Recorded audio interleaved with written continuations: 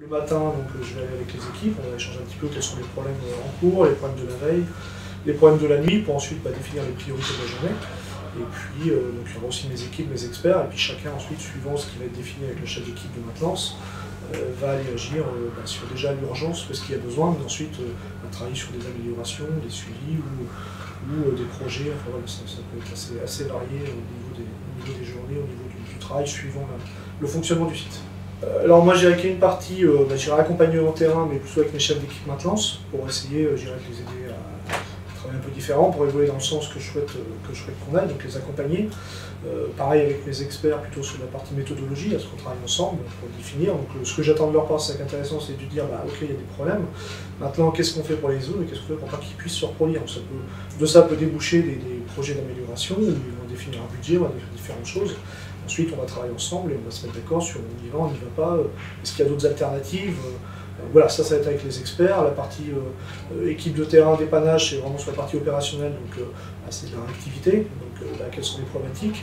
On fait un point régulier, au moins une fois par semaine, en essayant de comprendre quels problèmes ils ont eu, comment on peut essayer de le résoudre et comment on fait pour qu'ils se reproduisent. Donc voilà, les questions sont toujours les mêmes, maintenant, avec chacune des équipes, et voilà, c'est s'obliger à se poser ces questions-là qui va nous permettre de progresser et d'améliorer les performances des machines.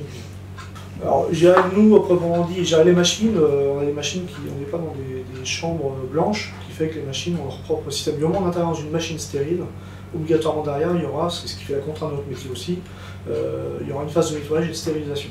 Donc, ce qui veut dire qu'avant d'intervenir, déjà, il faut vraiment bien réfléchir et pas foncer tête baissée, intervenir. Donc, ça qui est intéressant aussi, vraiment essayer de faire un diagnostic avant intervention.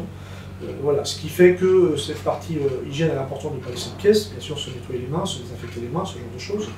Et après, encore une fois, l'intervention de la maintenance est terminée que quand il a vérifié qu'il a bien rendu toutes les pièces, que la machine est propre, qu'il a fait son rapport d'intervention. L'hygiène, elle est là. Et il y a toute la partie, métrologie de tout ce qui est sonde de température, parce que c'est important chez nous. Donc, quand une sonde met, il faut qu'elle soit métrologiquement, il faut qu'on soit sûr qu'elle soit bien comme il faut, bien conforme. Donc, tous les ans, on fait des contrôles de nos sondes, sur lesquelles on a des certifications, des choses comme ça, pour les remonter. Après, on donne les certificats, on voit avec le service qualité pour vraiment qu'il y ait un vrai suivi, une traçabilité, même sur cette partie-là. La filière laitière, moi, telle que je vois, telle que j'imagine et telle que j'entends, c'est un petit peu la passerelle entre, le monde agricole et puis l'usine. Quelque part, des fois, il peut y avoir des problématiques chez nous, c'est pas aussi la partie communication dans les deux sens. C'est vraiment ce lien entre les deux, pour vraiment qu'il n'y ait pas un mur, une séparation, c'est le lien, vis-à-vis de ça. Le métier, la maintenance, c'est un très beau métier où vraiment on ne s'ennuie pas, c'est très diversifié. Et c'est un métier qui n'est pas forcément assez reconnu, on peine à trouver parce qu'il n'y a pas forcément l'image comme c'est aujourd'hui.